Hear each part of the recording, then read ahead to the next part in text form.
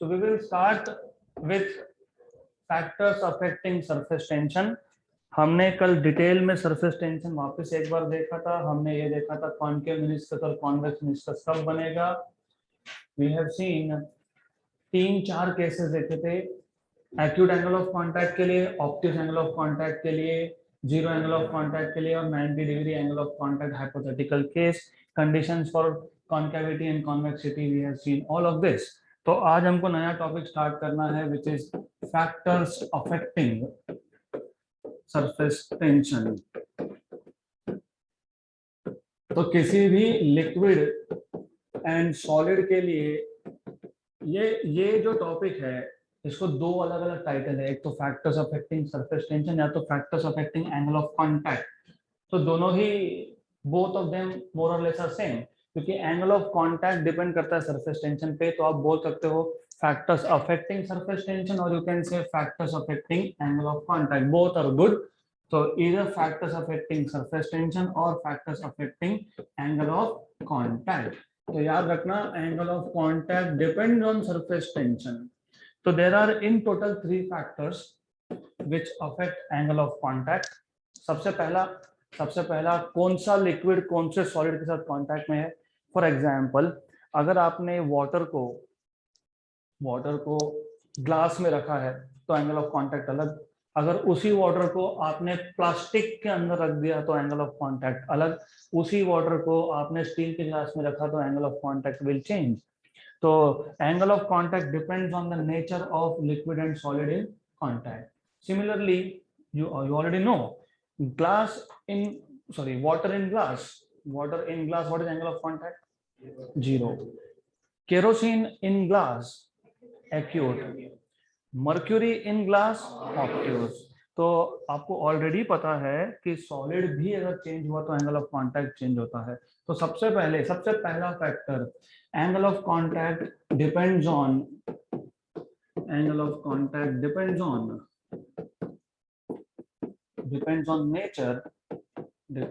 on nature of liquid and solid in contact. Depends on nature of liquid and solid in contact. For a given solid liquid pair it is always constant. जैसे मैंने अभी भी बताया kerosene glass के लिए fix होगा, acute होगा. Mercury glass के लिए फिक्स होगा, obtuse, that is 135 degree. Pure water and glass के लिए फिक्स होगा, that is 0 degree. So for a given solid liquid pair, angle of contact is constant.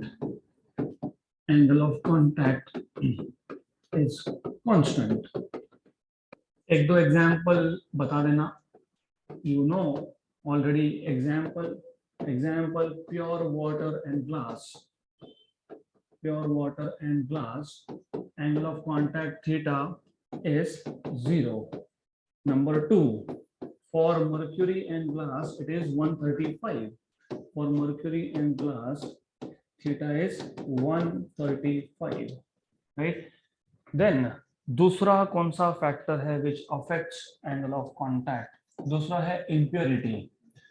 तो whenever you add impurity inside a liquid, जैसे ही impurity add किया तो impurity will change angle of contact. अब वो angle of contact को बढ़ाएगा या कम करेगा वो डिपेंड करता है सरफेस टेंशन को बढ़ाएगा या कम करेगा.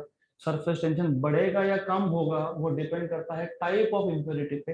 There are 3 types of impurities, हम डिस्कस करेंगे इन डिटेल. एक होता है soluble, just like sugar in water, just like salt in water. दूसरा होता है स्पैरिंगली सोल्यूबल, जैसे कि detergent in water. What do you mean by sparingly soluble?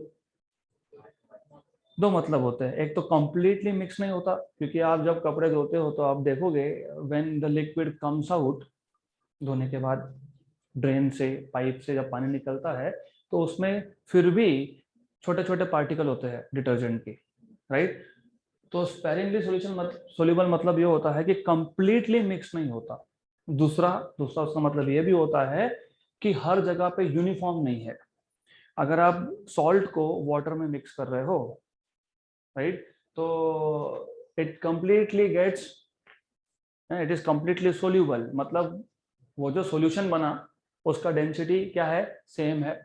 Same density मतलब उस लिक्विड के केस में it is uniform through out, but when you mix detergent with water it is not uniform. कहीं पे detergent के ज्यादा particles होंगे, कहीं पे कम होंगे, तो उसको बोलते हैं स्पैरिंगली सोल्यूबल। तीसरा है insoluble. Insoluble impurity like example oil in water बोल सकते हो, या फिर sand in water, small stones in water, right? So this kind of impurities you can have. तो डिटेल बाद में देखेंगे। तो सबसे पहले हमको देखना है, we just have to mention it now। तो दूसरा जो था, दूसरा फैक्टर है impurities। impurities, तो impurities present inside a liquid change angle of contact, increase करेगा कि decrease करेगा वो बाद में देखेंगे। तो impurities, impurity present in a liquid changes angle of contact, changes angle of contact। Example अगर प्योर वाटर और ग्लास है तो एंगल ऑफ कांटेक्ट कितना, 0। अगर उसी वाटर में मैंने सॉल्ट सॉल्यूशन मिक्स कर दिया तो angle of contact will no more be 0। इसका और एक मतलब होता है, इसका ये मतलब होता है कि मिनिस्कस का शेप भी चेंज होगा फिर, है ना। पहले केस में, प्योर वाटर के केस में आपके पास ऐसा मिनिस्कस था, right. May be after you mix impurity mix करने के बाद हो सकता है शेप चेंज हो जाए, हो सकता है the shape is like this, हो सकता है शेप इज चेंज, राइट। क्योंकि एंगल ऑफ कांटेक्ट चेंज होगा तो शेप चेंज होने ही वाला है बेसिकली, यू शुड नो। क्योंकि एंगल ऑफ कांटेक्ट किस पे डिपेंड करता है, टेंजेंट पे, राइट। तो अगर आपको अच्छे से कॉन्सेप्ट समझा है, you see angle of contact depends on tangent. आप यहाँ पे टेंजेंट ड्रॉ करते हो और आप एंगल मेजर करते हो किसका, किसका, सॉलिड सरफेस और टेंजेंट का। इस केस में कितना एंगल है, 0, राइट। लेकिन जैसे मैंने इम्प्योरिटी मिक्स कर दिया, मे बी इम्प्योरिटी मिक्स करने के बाद मिनिस्कस का शेप चेंज हो गया, और होगा ही आइडियली, राइट। क्यों, क्योंकि एंगल ऑफ कांटेक्ट चेंज हो रहा है तो मिनिस्कस का शेप भी चेंज होगा। तो इस केस में अगर टेंजेंट ड्रॉ करोगे तो वो कहाँ आएगा, वो यहाँ आएगा। तो इट मींस कि इम्प्योरिटी ऐड करने से एंगल ऑफ कांटेक्ट चेंज हुआ, एंगल ऑफ कांटेक्ट चेंज करने से शेप ऑफ मेनिस्कस चेंज हुआ, उसका मतलब सरफेस टेंशन भी चेंज हुआ। In short, simple thing. Then तीसरा factor, third factor which affects is temperature, right? Effect of temperature, effect of temperature। तो नॉर्मली एंगल ऑफ कांटेक्ट अब डिपेंड करता है, बहुत सारे बुक्स में अलग अलग एग्जाम्पल दिए हैं, तो आपके लिए जो जनरल केस है, तो in short here angle of contact decreases with increase in temperature. मैं वापस बोल रहा हूँ, for most of the liquids, for most of the liquids मतलब most of the fluids, for most of the liquids angle of contact decreases, angle of contact decreases with increase in temperature, decreases with increase in temperature। But again I am telling you it depends on case to case, liquid to liquid depend करता है, but for most of the liquids, but at a given temperature, suppose मैंने temperature fix रख दिया, तो for a given solid liquid pair at a given temperature angle of contact is constant। जब तक आप temperature change नहीं करोगे तब तक एंगल ऑफ कांटेक्ट चेंज नहीं होगा। So for given solid liquid pair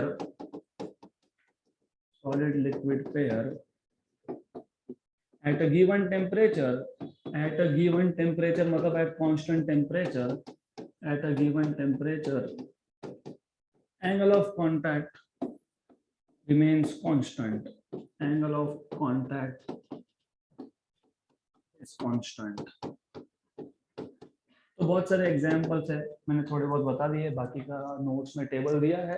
तो for example pure water and clean glass is 0 degree, then chloroform with clean glass is 0 degree, organic liquids with clean glass is 0 degree, ether with clean glass is 16 degree, kerosene with clean glass is 26 degree, so on so forth. तो वो आप refer कर लेना. But normally अगर CET या फिर JEE NEET में आया है तो normally they will give you values या फिर बोलेंगे find out value of angle of contact. अगर एंगल ऑफ कांटेक्ट की वैल्यू फाइंड करनी है तो फिर बाकी पैरामीटर दिए होंगे, जैसे सरफेस टेंशन की वैल्यू बताई होगी, what is surface tension. Good. तो आपको याद रखने की जरूरत नहीं है. याद क्या रहना चाहिए? 3 cases. 0 for water glass, 135 for, 26 for. That's all you need to know. तो जैसे हमने यहाँ देखा factors affecting angle of contact, वैसे ही आप बोल सकते हो फैक्टर्स अफेक्टिंग सरफेस टेंशन. है सेम, सिर्फ सरफेस टेंशन थोड़ा सा डिटेल में डिस्कस किया है. तो we will see what are different factors affecting surface tension. तो effect of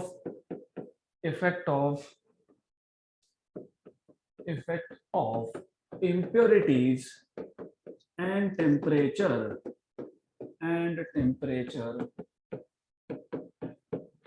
on surface tension.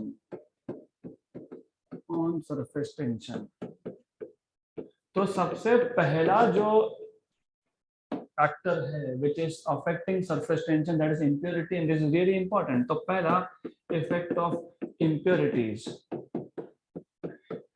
ये बहुत इंपॉर्टेंट इसके लिए भी है क्योंकि हम इसको प्रैक्टिकल एप्लीकेशंस में यूज करते हैं. फॉर एग्जांपल मैंने अभी भी बताया, जब आप कपड़े को धोते हो वॉशिंग मशीन में, यू पुट एक्स्ट्रा डिटर्जेंट. बिना डिटर्जेंट के अगर आपने वॉशिंग मशीन चालू कर दी तो फिर आपको दिखेगा कि जितना साफ होना चाहिए था उतना नहीं हुआ. वो क्यों नहीं हुआ वो समझ में आएगा आज, व्हाई इट इज सो. तो पहला है इफेक्ट ऑफ इम्प्योरिटीज. किस पे? सरफेस टेंशन पे. पिछला केस कौन सा था? Angle of contact. मैं वापस बता रहा हूँ, मोर और लेस सेम ही है.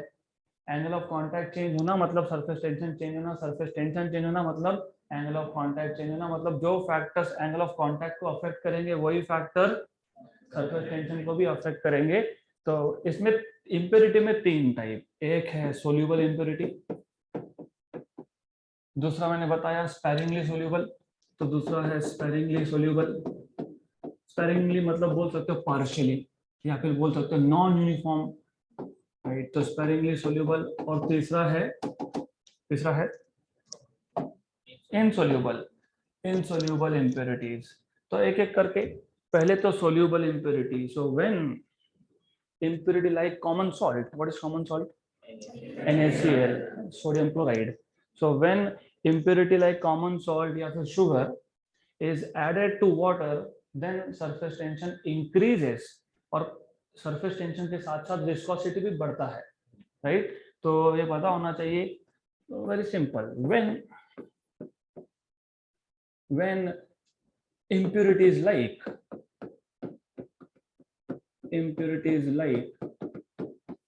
common salt, और common salt आपको पता है already NaCl, sodium chloride. When impurities like common salt are mixed with water, its surface tension increases. तो सरफेस टेंशन यहाँ पे इंक्रीज होगा.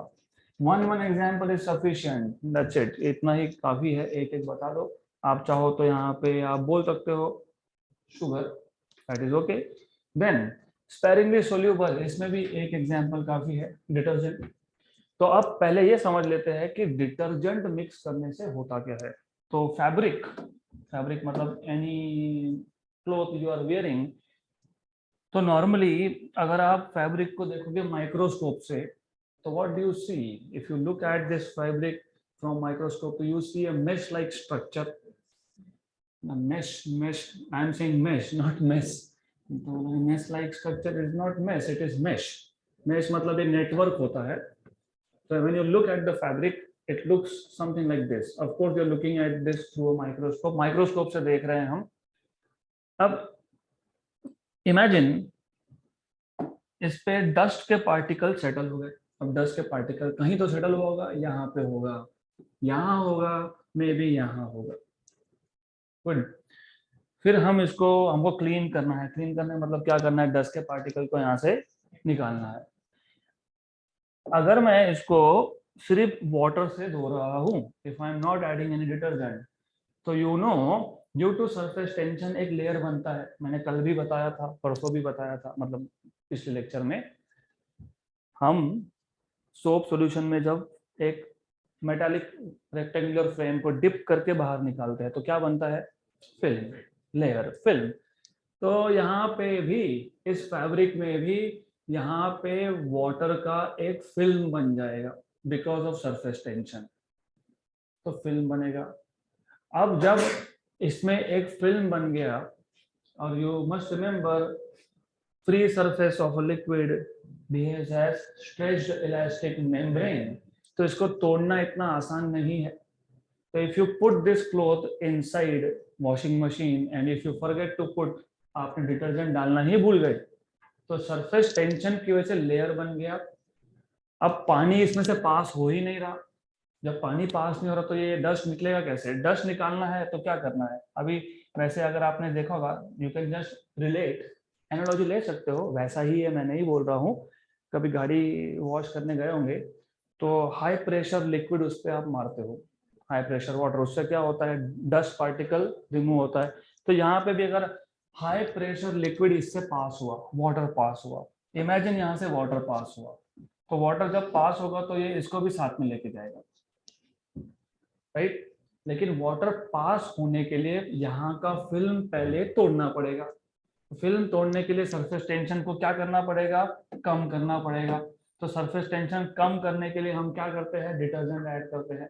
तो when you mix sparingly soluble impurities, they tend to decrease।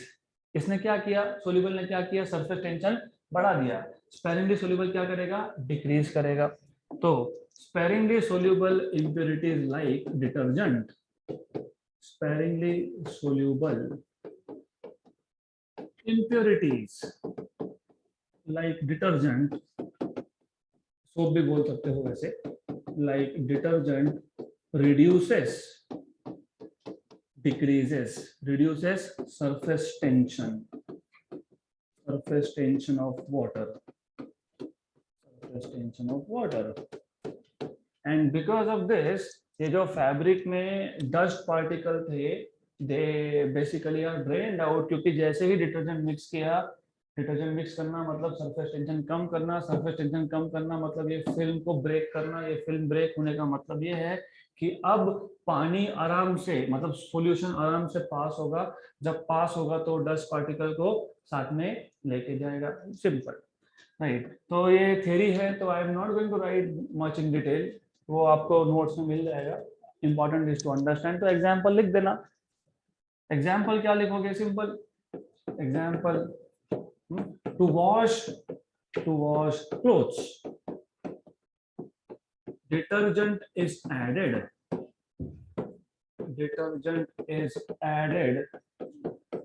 to water to reduce surface tension, of water,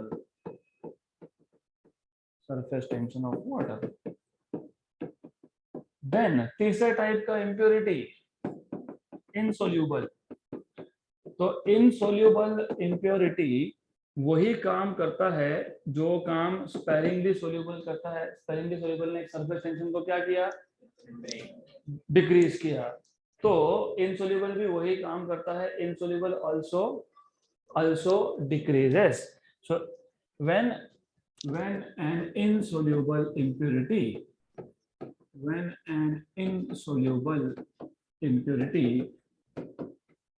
is added to a liquid, मैं यहाँ पे liquid को water ही ले लेता हूँ, is added to water, then its surface tension decreases। तो तीन type के इम्प्योरिटी में से दो क्या कर रहे हैं, सरफेस टेंशन को कम कर रहे हैं, और एक ही बढ़ा रहा है। कौन बढ़ा रहा है, completely soluble, sparingly soluble and insoluble, they are decreasing the surface tension। अब क्वेश्चन यहाँ पे ये आता है कि यहाँ पे डिक्रीज क्यों हुआ, यहाँ पे डिक्रीज इसके लिए हुआ, इफ यू रिमेम्बर कि सरफेस टेंशन क्यों था।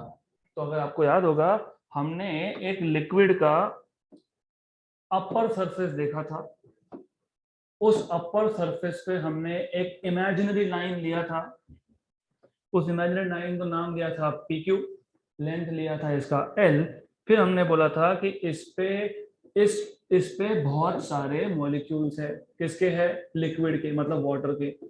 फिर आजू बाजू में भी कौन है वाटर मॉलिक्यूल्स। तो यहाँ पे कौन सा फोर्स लगेगा, cohesive force, right, cohesive force, good. तो जो टेंजेंशियल फोर्सेस है यहाँ पे, they are cohesive forces. Then if you add for example, if you add stone, if you add clay, पानी के अंदर आपने स्टोन डाल दिया, क्ले डाल दिया, सैंड डाल दिया, कुछ और इसमें डाल दिया, any insoluble impurity, you can put even if you want piece of glass inside water। तो अब क्या होगा, अब वाटर के मॉलिक्यूल में और जो भी इनसोल्यूबल इम्प्योरिटी है उसमें कौन सा फोर्स एक्ट होगा, एडहेसिव फोर्स। तो this adhesive force will tend to reduce the effect of cohesive force. तो जो एडहेसिव फोर्स है वो कोहेसिव फोर्स के इफेक्ट को क्या करेगा, कम। अब आपको मैंने इसलिए ड्रॉ करके बताया क्योंकि आपको पता होना चाहिए surface tension is purely due to cohesive forces, लेकिन इम्प्योरिटी डालने के बाद ये जो कोहेसिव फोर्स है इसका इफेक्ट हो गया कम। जब कोहेसिव फोर्स का इफेक्ट हुआ कम तो सरफेस टेंशन क्या होगा, कम। तो insoluble substances also, insoluble impurities also reduce surface tension. तो इंक्रीज एक ही कर रहा है, सोल्यूबल, राइट। देन दूसरा factor, second factor is effect of temperature, effect of temperature. Second factor is effect of temperature. Effect of temperature. So normally for most of the liquids, increase in temperature decreases the surface tension. So for most of the liquids,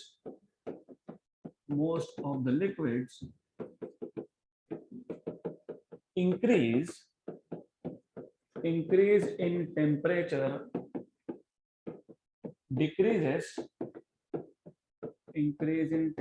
decreases surface tension. For example, आपको already पता है, for example brand new cloth लेके आए, brand new shirt लेके आए, उस पर लिखा होता है, क्या लिखा होता है, do not wash this in hot water. क्योंकि अगर आपने गर्म पानी में उसको धोया तो पानी का सरफेस टेंशन होगा कम। सरफेस टेंशन कम होगा तो मैंने अभी बताया था कि वो मेश लाइक स्ट्रक्चर होता है, fabric is like a mesh. और अगर डस्ट पार्टिकल इस मेश में अटक जाता है तो जो आप कलर करते हो वो भी इस मेश में स्टिक होता है। बिकॉज यू मस्ट नो कि ओरिजिनली जो कलर्स पहनते हो is not the real colour of your cloth. या हम बाद में हम इसको कलर करते हैं, उसको डाइंग प्रोसेस बोलते हैं, राइट। तो डाइंग प्रोसेस में क्या करते हो, इसमें कलर ऐड करते हो। अब कलर ऐड करोगे तो कलर कहाँ जाएगा, कलर भी तो अल्टीमेटली तो कलर ये मेश में ही है। तो ultimately colour is stuck here and if you wash this in hot water, नया कपड़ा गया, तो do not wash this in hot water. पहले कुछ यूज के बाद कर सकते हो, 15-20 दिन तक, 1 महीने तक उसको कोल्ड वाटर में क्लीन करना है। उसके बाद you can use hot water. क्यों, क्योंकि then you start using those clothes for daily use में you go anywhere where there is dust, ज्यादा डस्ट लगेगा कपड़े पे, करते हैं, नॉर्मल ह्यूमन टेंडेंसी है ना। नया कपड़ा है तो पेरेंट्स भी बोलते हैं ना, अरे संभाल के रखो, उधर शादी में जाना है, राइट। तो फिर उसमें कलर निकल गया तो क्या करोगे, फिर पुराना दिखेगा। फिर 2-3 बार इवेंट्स अटेंड करके आए, फिर अभी यूज कर लो, फिर अभी उसके बाद प्रॉब्लम नहीं, you can use it with hot water and take out all the dust. तो एनीवेज, तो you should know for most of the liquids increase in temperature will tend to decrease surface tension. Exceptions भी है, there are exception. तो ये example बता देना, for मैं लिख देता हूँ। For example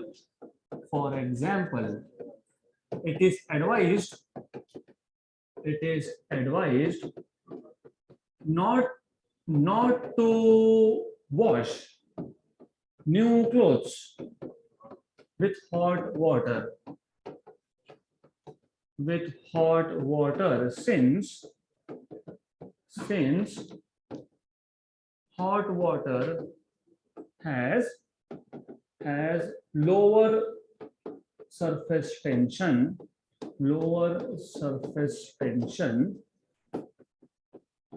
which can drain color of the cloth, right. फिर बाकी आप लिख सकते हो, थोड़ा पुराना होने के बाद you can wash it with hot water. That is the reason, जितना ज्यादा डस्टी होगा उतना ज्यादा आप हॉट वाटर में, फॉर एग्जांपल घर के जो चादर होती है ना, होता है curtains, then you have bed sheet, all these dusty clothes are normally cleaned with hot water. So what you can say is, for example, dusty clothes are advised to be washed with hot water. तो नए clothes को hot water से धोना नहीं और dusty को hot water से धोना, फॉर द सेम रीजन। यहाँ पे सरफेस टेंशन कम होगा तो डस्ट निकलेगा, यहाँ पे सरफेस टेंशन कम होगा तो कलर निकल जाएगा, राइट। गुड। तो these are the things, and as I told you there are exceptions also। जैसे मोल्टन कैडमियम, वो मोल्टन मतलब मेल्ट किया, right. Normally copper, molten copper also, copper is a solid, when you melt it मतलब you are taking it to thousands of degrees Celsius। तो उस case में उल्टा है, जितना टेम्परेचर बढ़ेगा उतना सरफेस टेंशन भी बढ़ेगा, लॉजिकली स्पीकिंग। सॉलिड में हम सरफेस टेंशन की बात करते नहीं है, क्योंकि solid is not a fluid. Surface tension किसमें होता है? फ्लूइड में। तो जैसे जैसे टेम्परेचर बढ़ाओगे तो solid will basically change into liquid मतलब फ्लूइड। सरफेस टेंशन किसका होता है? फ्लूइड का। तो एक सॉलिड को हीट कर रहे हो मतलब उसको कन्वर्ट कर रहे हो लिक्विड में, फ्लूइड में। तो सॉलिड जिसका सरफेस टेंशन था नहीं, वो फ्लूइड में कन्वर्ट हुआ तो उसका सरफेस टेंशन होगा। मतलब जितना टेम्परेचर बढ़ाओगे उतना सरफेस टेंशन बढ़ेगा, राइट। तो for molten calcium, cadmium etcetera और cadmium, surface tension St increases with increase in temperature,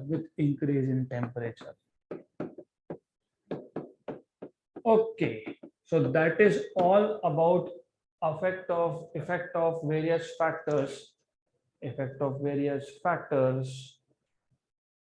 on angle of contact and surface tension।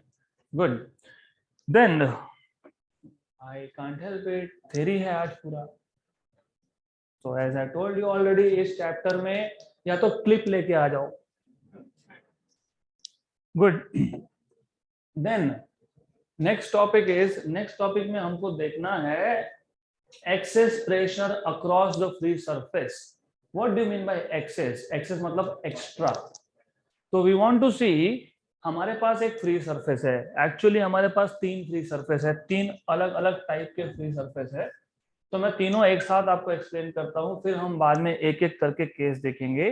तो we have 3 free surfaces, 3 free surfaces मतलब 3 different shapes of free surfaces. तो हमारे पास है free surface of liquid number 1, इसको बोलते हो plane surface, right, या तो flat surface, plane liquid surface. दूसरा आपके पास है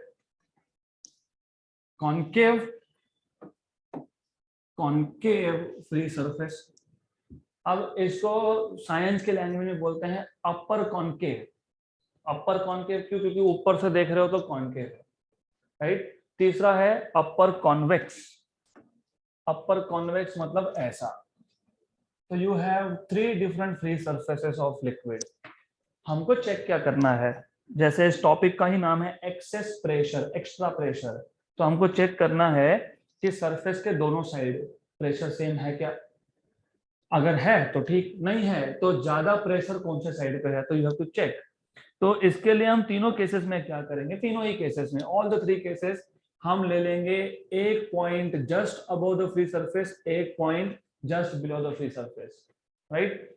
तो ये just above and just below है, तो you have 2 points A and B, just above and just below.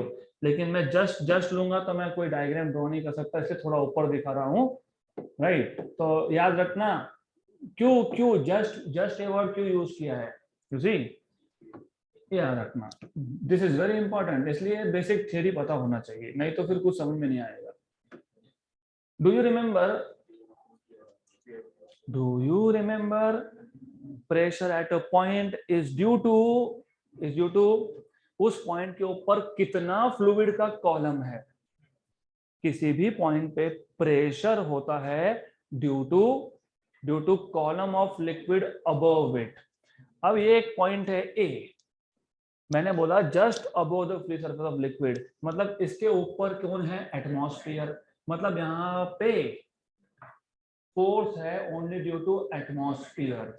और जस्ट बिलो क्यों लिया बी पॉइंट को, क्योंकि जस्ट बिलो लेने का मतलब ये है कि ये बी पॉइंट जो है ये सरफेस के थोड़ा ही नीचे है।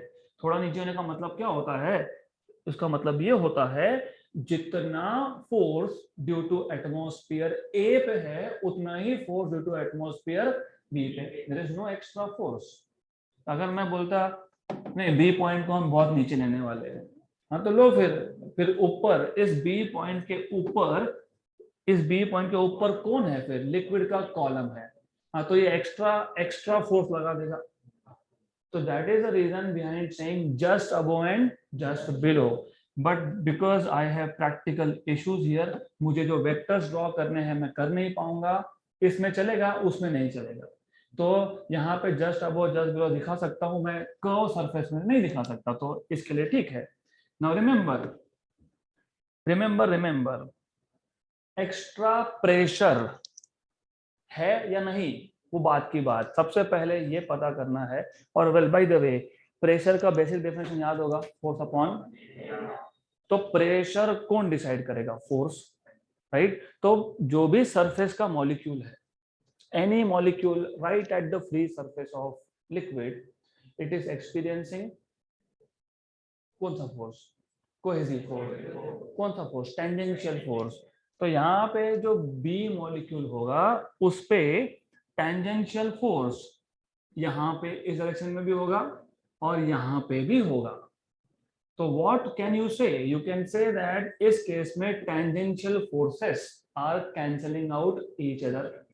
तो यहाँ बी पॉइंट ए का तो चिंता ही नहीं है, ए पे एक ही फोर्स है, कौन सा, एटमॉस्फेयर। लेकिन बी पॉइंट पे 2 टाइप के फोर्सेस एक्ट हो सकते हैं, एक है टेंजेंशियल कोहेसिव फोर्सेस, दूसरा है फोर्स ड्यू टू एटमॉस्फेयर। लेकिन फ्लैट सरफेस जब था तो फ्लैट सरफेस के केस में टेंजेंशियल फोर्सेस हो गए कैंसल आउट, तो only force acting here is force due to atmosphere, correct. इसका मतलब बी मॉलिक्यूल, बी पॉइंट पे कोई एक्स्ट्रा फोर्स नहीं है, जितना फोर्स ए पे है उतना ही फोर्स बी पे है। मतलब जितना प्रेशर ए पे है उतना ही प्रेशर बी पे है। तो there is no excess pressure. No excess pressure मतलब pressure inside and pressure outside is same. बहुत काम की चीजें हैं। जितना प्रेशर फ्लैट लिक्विड सरफेस के जस्ट ऊपर है उतना ही pressure flat liquid circuit surface के नीचे भी है, राइट। No extra pressure. ये टॉपिक नहीं समझा तो अगला टॉपिक भूल जाना। If you don't understand this, next topic, उसका next topic gone. So you need to understand this very well. अब if I take upper concave and upper convex, 2 बाकी रह गए। अब अपर कॉन्केव के केस में भी मैंने वही 2 पॉइंट्स लिए, just above and just below, correct. तो just above and just below दिखा देता हूँ। I try if I can show something here. Anyways ये just above and just below हो गया।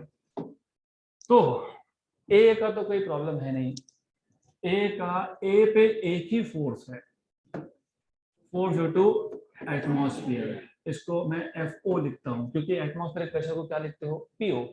तो एटमॉस्फेरिक प्रेशर का फोर्स को क्या लिखोगे, FO। Do you remember what is force due to surface tension, direction, direction always tangential. तो इस पॉइंट पे टेंजेंट और यहाँ पे भी टेंजेंट, तो समझ में टेंजेंट है, तो just assume this is tangent even if it doesn't look like, ठीक है, it looks like tangent now, good। तो ये हो गया force due to surface tension, force due to surface tension, force due to surface tension. And इसको और अच्छे से दिखाना है अगर, तो इसको थोड़ा मैं और कर्वेचर देता हूँ, little bit more, so that I can shift this, move this, ज्यादा अच्छे समझेगा, फाइन। देन यहाँ पे ये टेंजेंशियल फोर्सेस है। अब आपको याद होगा ये सरफेस टेंशन का फोर्स है विच इज टेंजेंशियल।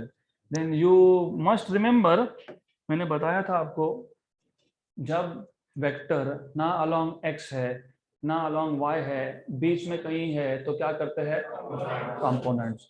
तो इसके भी कंपोनेंट होंगे, इसका होगा horizontal component which will cancel out, और वर्टिकल कंपोनेंट, तो vertical component which will add up. लेकिन वर्टिकल कंपोनेंट कहाँ है, ऊपर की डायरेक्शन में है। कहाँ पे, ये ऊपर की डायरेक्शन में। तो यहाँ पे vertical components of surface tension force at point B, A का तो कुछ केस ही नहीं है ना, ए पे तो क्या है, सिर्फ फोर्स ड्यू टू एटमॉस्फेयर। तो ओवरऑल अगर आप देखोगे, इफ यू लुक ओवरऑल, ये दो ग्रीन एरोज है, this is force due to surface tension, resultant force. Why resultant force, क्योंकि दो फोर्सेस का एडिशन होगा, तो रिजल्टेंट फोर्स। तो दिस फोर्स, इसको नाम दे देता हूं force due to surface tension resultant R. तो बी पॉइंट पे ये बी पॉइंट था, बी पॉइंट पे दो फोर्सेस है, एक है एटमॉस्फेरिक और एक है resultant force due to surface tension, and both of them are oppositely directed. तो क्या होगा, कैंसल होगा। तो आप इसको लिख सकते हो, you can write down this condition as, इस कंडीशन को आप ऐसा लिख सकते हो, force at point B is equal to force due to atmosphere minus, yes. लेकिन डू यू रिमेंबर, मैंने आपको अभी भी बताया, पहले भी बताया, ए पॉइंट पे force is only due to atmosphere. तो atmospheric force is nothing but force at point A. अब मुझे बताओ, मैं एफ ए में से कुछ माइनस कर दूं, तो एफ ए बड़ा कि एफ बी बड़ा, एफ ए ज्यादा और एफ बी कम। तो जिस साइड पे फोर्स कम होता है उस साइड पे प्रेशर भी कम होता है। तो यहाँ पे आपको समझ में आ गया, force at B point is less than force at A point, मतलब pressure at B is less than pressure at A, right. Then let us talk about upper convex. तो डोंट वरी, मैं वापस से ये डिटेल में discuss करने ही वाला हूँ, बट सबसे पहले at the first place basic समझ लो। तो what you have is this upper convex. Upper convex का मतलब क्या, you are looking from up. वैसे भी याद रखना, मैंने आपको पहले ही बता दिया था, हमारा पॉइंट ऑफ रेफरेंस हमेशा ऊपर, मतलब एटमॉस्फेयर में होता है, सरफेस के ऊपर होता है, राइट। अब सिमिलरली मैं यहाँ पे लेता हूँ एक पॉइंट जस्ट अबो, एक पॉइंट जस्ट बिलो। वापस से वही केस, ए पॉइंट का कुछ प्रॉब्लम ही नहीं है, ए पॉइंट के ऊपर कौन है, एटमॉस्फेयर। तो फोर्स कितना है, FO equal to FA। in this case here you have again tangential forces। आप समझना है टेंजेंट है तो समझ लेना, इमेजिनेशन, ये टेंजेंशियल है। वापस से ये टेंजेंशियल फोर्स किसके है, सरफेस टेंशन के। फिर से इसके कंपोनेंट्स करने पड़ेंगे, कंपोनेंट्स करो, कंपोनेंट्स, हॉरिजॉन्टल कंपोनेंट्स का क्या हुआ, कैंसल, वर्टिकल कंपोनेंट्स यहाँ पे ऐड हो गए, ऐड हो गए, और कौन सी डायरेक्शन में ऐड हो गए, नीचे की डायरेक्शन में ऐड हो गए। तो यहाँ पे आपके पास resultant force due to surface tension, ये कौन सी डायरेक्शन में है, डाउनवर्ड, और आपके पास फोर्स ड्यू टू एटमॉस्फेयर, वो कौन सी डायरेक्शन में है, डाउनवर्ड्स, डाउनवर्ड्स। मतलब ये कि ए पॉइंट पे फोर्स था ओनली एफओ, लेकिन बी पॉइंट पे फोर्स है FO plus F T of R, F T मतलब tension resultant force due to surface tension. तो you will get here F B equal to FO plus F T of R, but FO मतलब क्या, F A. तो अब मुझे बताओ कौन से साइड पे, कौन से पॉइंट पे फोर्स ज्यादा, बी पे, तो प्रेशर कौन से साइड पे ज्यादा, बी पे, तो pressure at B is greater than pressure at A, right. But in any case जो अपर कॉन्केव था उसमें ए पॉइंट पे प्रेशर ज्यादा था, बी पे कम था। जो अपर कॉन्वेक्स था उसमें ए पॉइंट पे प्रेशर कम था, बी पे ज्यादा था। मतलब दोनों ही केसेस में कॉन्केव साइड पे प्रेशर ज्यादा है। You see, A point when you have upper concave, A point is on the concave side, तो प्रेशर ज्यादा कहां आया, ए पे। कौन सी साइड पे आया, concave side. When you look for upper convex, B कहां पे है, कॉन्केव साइड पे है, तो प्रेशर ज्यादा कहां आया, कॉन्केव। इसका मतलब pressure is always greater on concave side. This is important क्योंकि अगला टॉपिक समझना है तो ये पता होना चाहिए, प्रेशर हमेशा कॉन्केव साइड में होता है ज्यादा। गुड। तो अब I hope you have understood. तो हम एक क्विक रिवीजन कर लेंगे and we will not go and writing down all the points, but definitely we will write down only important points. तो अब एक एक करके one by one we will start with first flat surface. तो इस topic का नाम क्या था, इस टॉपिक का नाम था excess pressure across free surface of a liquid. Excess मतलब extra, so let us look at this excess pressure across free surface of a liquid, free surface of a liquid, then of a liquid. So before we start with three different shapes of surfaces, थोड़ा सा basic. What is the basic idea here? Basic idea is कि आप कोई भी molecule जो free surface पे लेते हो, you take any molecule on the free surface, right? Then it depends on the shape, उस molecule पे resultant force कितना है, right? So the resultant force on the molecule at the free surface of liquid depends on resultant force, right? तो याद रखना resultant force किसका, surface tension का।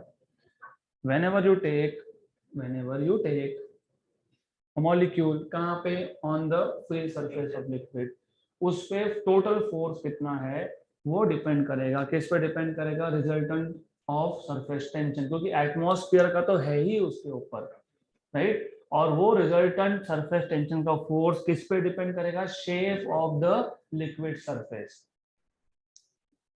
The force, the resultant force, थोड़ा connect करना पड़ेगा इसको। द रिजल्टेंट फोर्स किस पे, ऑन द मॉलिक्यूल। ये मॉलिक्यूल कहाँ था ये, ऑन द मॉलिक्यूल कहाँ था, eight the free surface, at the free surface of liquid depends on indirectly किस पे डिपेंड करता है, depends on shape of the liquid surface, क्योंकि liquid surface concave है तो फोर्स अलग, अगर वो कॉन्वेक्स है तो फोर्स अलग, अगर वो प्लेन है तो फोर्स अलग। तो रिजल्टेंट फोर्स डिपेंड करता है शेप पे। तो हम पहले शेप से स्टार्ट करेंगे। पहला शेप कौन सा था? फ्लैट। फ्लैट सरफेस को हम बोलते हैं plane surface, plane liquid surface, plane liquid surface. तो इस केस में हमारे पास एक सरफेस है जो प्लेन है। फिर what we have done in this case, हमने यहाँ पे दो पॉइंट्स ले लिए। कहाँ ले लिए? Just above and just below. तो just above and just below, you should remember this, just above and just below. So consider a plane surface of liquid. Imagine 2 points A and B just above and just below the free surface of liquid.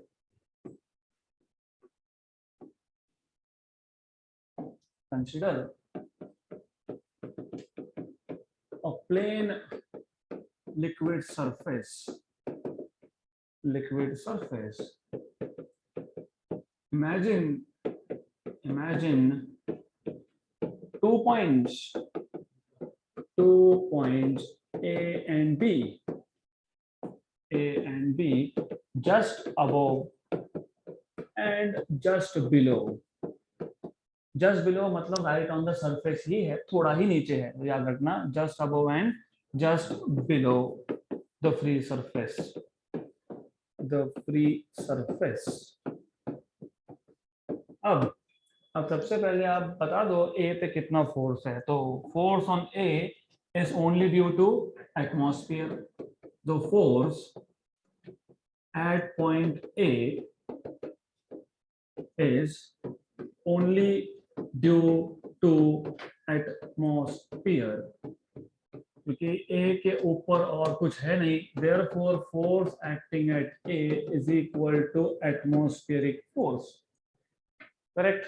Then B पे अगर आपको force निकालना है तो पहले आपको बात करना पड़ेगा force due to surface tension.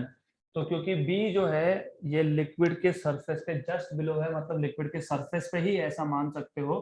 तो यहाँ पे force due to surface tension is tangential, right?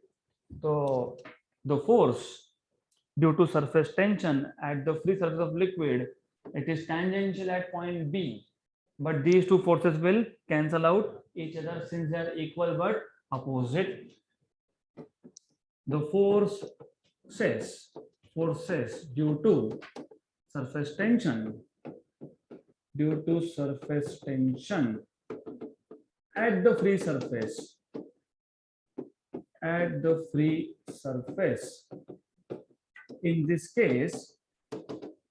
in this case are tangential. वो तो हर एक केस में टेंजेंशियल होता ही है, लेकिन बताना पड़ेगा। are tangential and equal but opposite,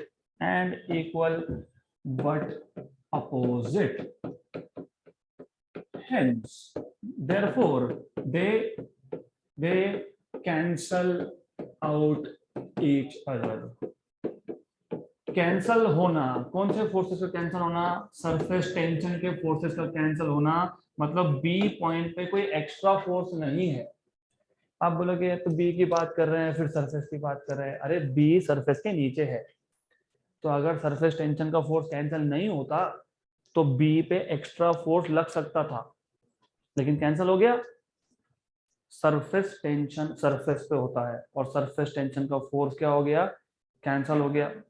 surface tension का फोर्स कैंसिल हो गया। कैंसिल होना मतलब बी पॉइंट पे कोई एक्स्ट्रा फोर्स नहीं है, जितना ए पे है उतना ही बी पे है। Good. So therefore which means there is no, ये इंपॉर्टेंट है, no extra additional force कहाँ पे? at point B.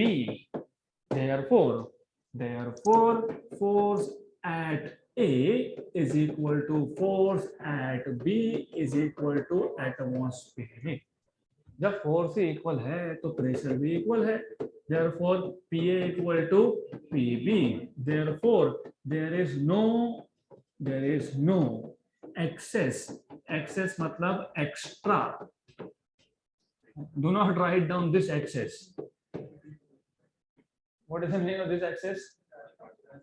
Having permission to use. So I have access. I have access to money.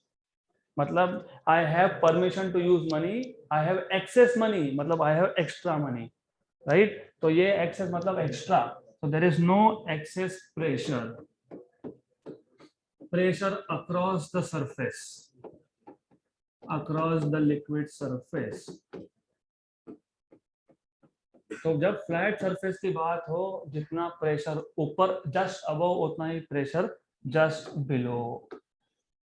Then you have second case. कौन सा है? Concave. इस concave को हम बोलते हैं अपर कॉनकेव. आपको चाहिए तो आप पहले कॉन्वेक्स भी डिस्कस कर सकते हो, doesn't matter, it's up to you.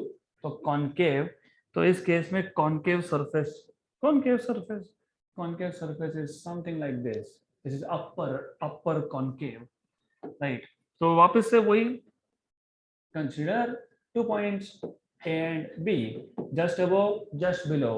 A point पे only force is due to atmosphere. तो in this case, मैं तीसरा केस लिखने नहीं वाला हूँ क्योंकि बहुत थ्योरी है and it takes a lot of time.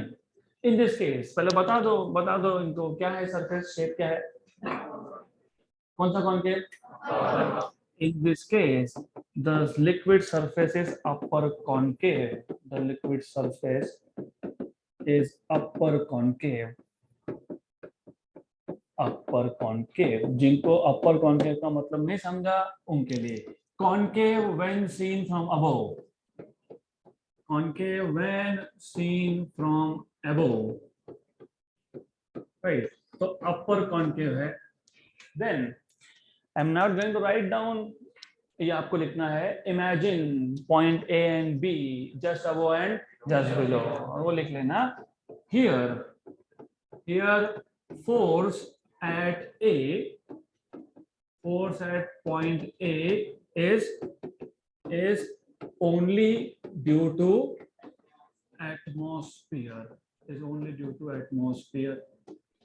Therefore, force at A equal to FO. Vector form में लिख दो. Right. What about B? B पे कितना फोर्स है वो समझने के लिए हमको पहले देखना पड़ेगा सरफेस टेंशन का फोर्स कितना. तो पहले सरफेस टेंशन टेंजेंशियल होता है. तो this is tangential. If it doesn't look like, I will make it look like 1. तो ये आ गया. बड़बड़ बंद कर दो. Stop talking please. तो ये आ गया force due to surface tension. तो in this case you have force due to surface tension which is tangential.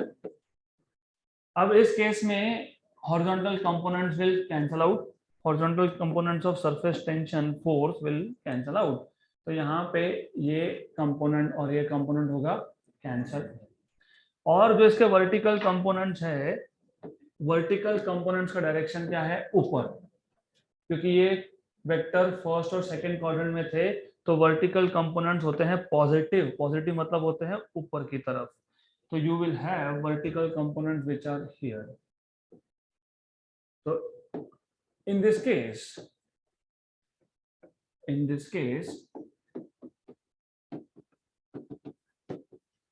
horizontal components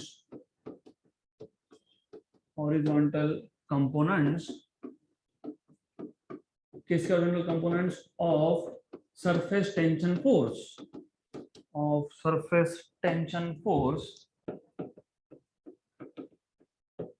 cancels out forces, cancels out. Vertical component का क्या हुआ? एडिशन हुआ. कहाँ एडिशन हुआ? ऊपर की डायरेक्शन में हुआ. तो वर्टिकल components add up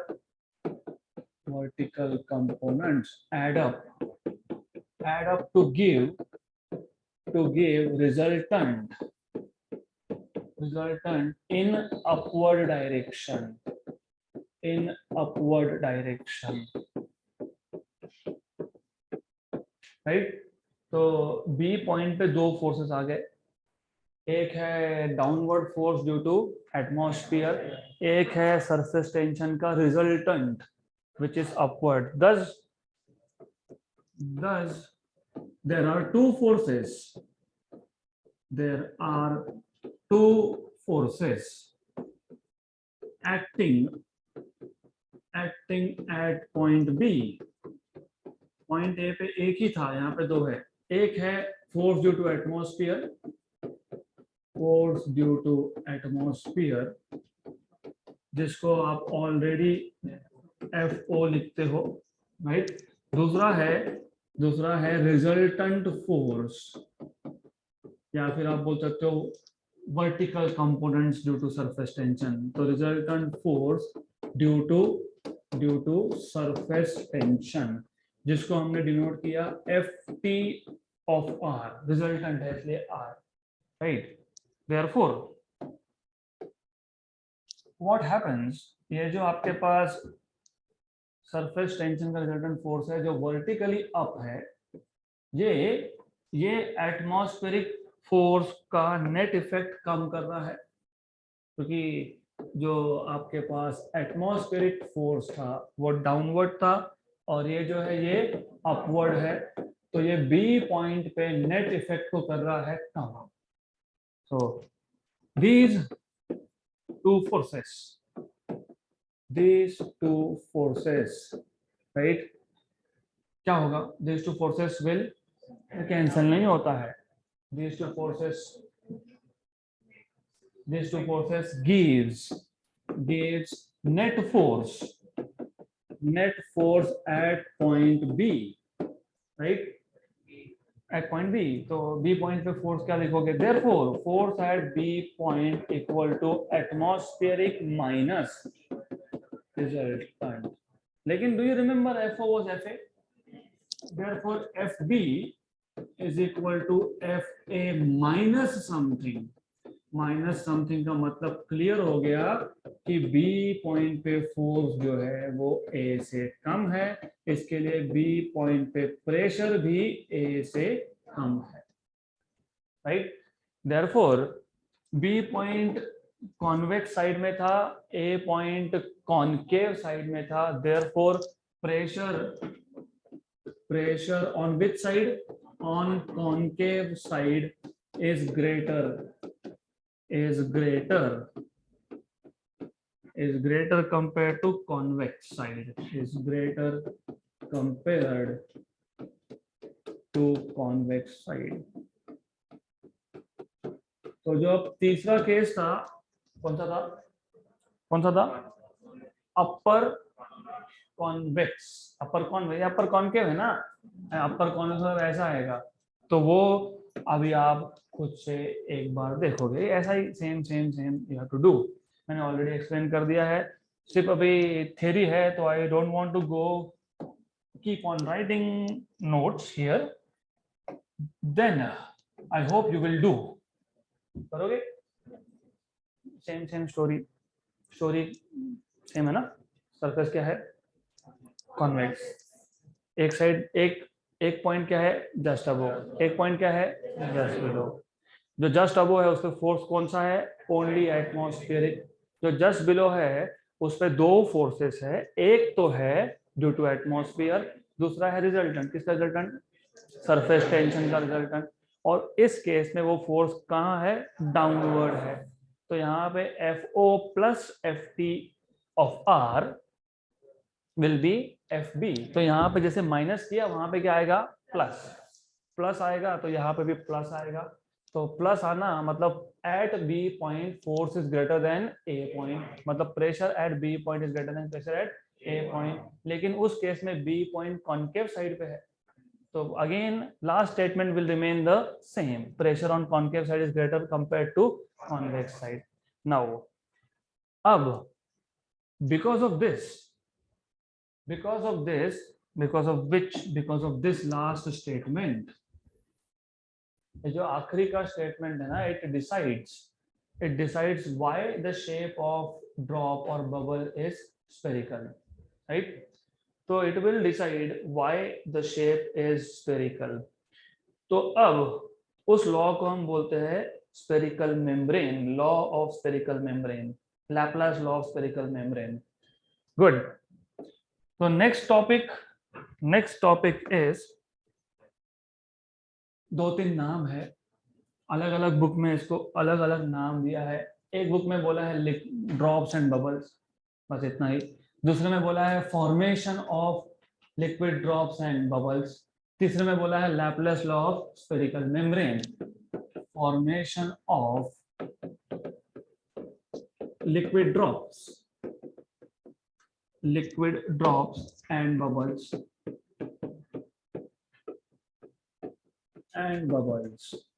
या फिर इसी को नाम दिया है Laplace law of spherical membrane,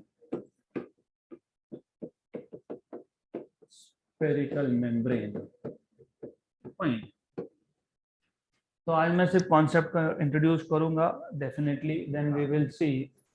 I am going to finish my target, right? तो कोई फायदा नहीं है, even if you like it और नॉट। ये यहाँ पे कौन सा लॉ है? Laplace law, spherical membrane. तो हमारे पास एक लिक्विड का ड्रॉप है, तो let us take a drop of liquid. अभी अभी मैंने आपको बताया, यहाँ पे दो पॉइंट्स को मार्क कर लेंगे, लिक्विड ड्रॉप हो या बबल हो, यू शुड नो। ये इनसाइड है तो मैं बोलूंगा प्रेशर इनसाइड, ये आउटसाइड है तो मैं बोलूंगा प्रेशर आउटसाइड। अभी अभी हमने देखा कौन से साइड पे प्रेशर ज्यादा होता है? कॉनकेव इनसाइड है कि आउटसाइड है? इनसाइड। मतलब हमको ऑलरेडी पता है कि pressure inside is greater than pressure outside. मतलब there is excess of pressure, मतलब एक्स्ट्रा प्रेशर। कितना एक्स्ट्रा प्रेशर है? PI minus PO।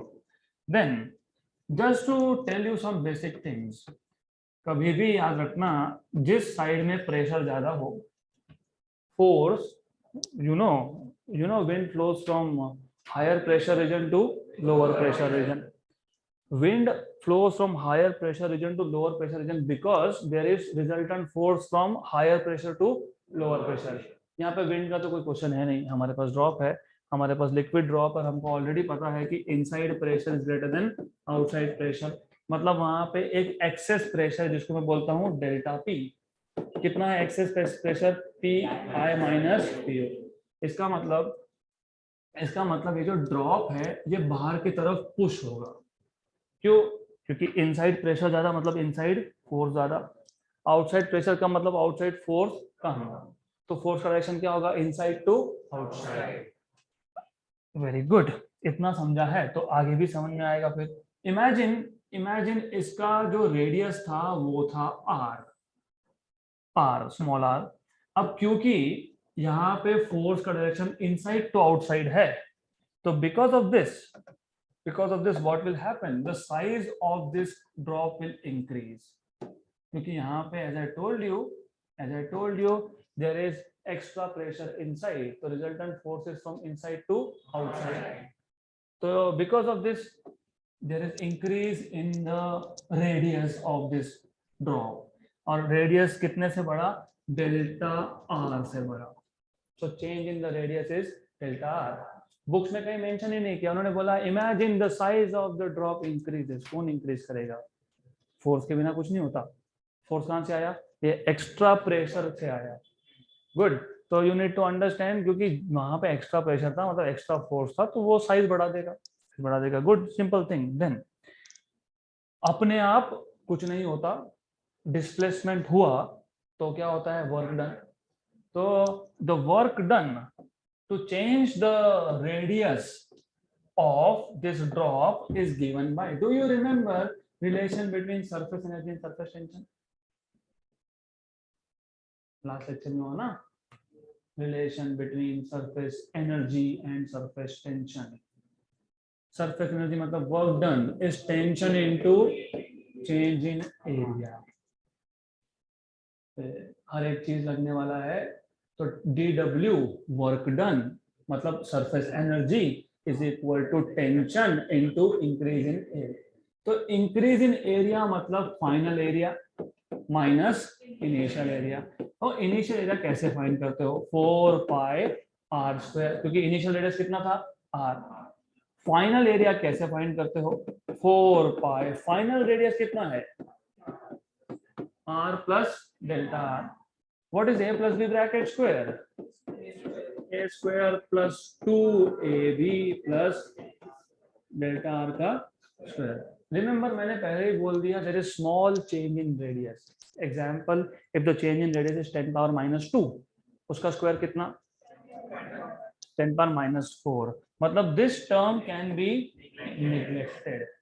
तो हमारे पास बच जाएगा, what you will have is a2 equal to 4 pi r square plus 2r delta r. So change in area will be a2 minus a1, that is 4 pi r square plus 2r delta r minus 4 pi r square। इसमें से 4 pi निकल गया common, बचा क्या? r square plus 2r delta r minus r square भी 4 pi into 2 8 pi r delta r। तो what is work done? What is work done? Tension into dA। तो work done dW is tension into dA कितना है? 8 pi r delta r। Let us call this equation number 1। But do you remember the basic formula for work done? Force into displacement. But you know that work done is force into displacement। मैं सिर्फ यहाँ पे एक extra word add करूंगा, मैं यहां बोलूंगा extra force, access force, क्योंकि मैंने अभी अभी बताया कि अगर प्रेशर एक साइड पे एक्स्ट्रा है, एक्सेस है, तो फोर्स भी क्या है? Do you remember what is definition of pressure? Very good. तो फोर्स कितना आ गया? तो एक्स्ट्रा फोर्स कितना आ गया? तो यह आ गया आपके पास excess pressure into area into displacement, good. Then what you can write now is dw is equal to extra pressure मतलब इनसाइड माइनस आउटसाइड, उसको डेल्टा पी बोला है। Area, initial area 4 pi r square and change in area is change in not area, displacement is delta r। Equation number 2। Equation number 1 का और equation number 2 का दोनों का left hand side क्या है? सेम है। तो राइट हैंड साइड क्या होगा? तो क्या आएगा? T 8 pi r delta r equal to PI minus PO 4 pi r square delta r गया, पाई और पाई भी गया, एक r गया, 1 जा एंड 2 जा। तो PI minus PO equal to 2T by R। ये आपको मिल गया equation for excess pressure. Wait, ये क्या था? ये ड्रॉप था। ड्रॉप के कितने फ्री सरफेस होते हैं? एक। अगर बबल होता तो कितने फ्री सरफेस होते? तो यहाँ पे 2 की जगह पे आएगा। So this topic I will revise again in the next class. So that's it for today.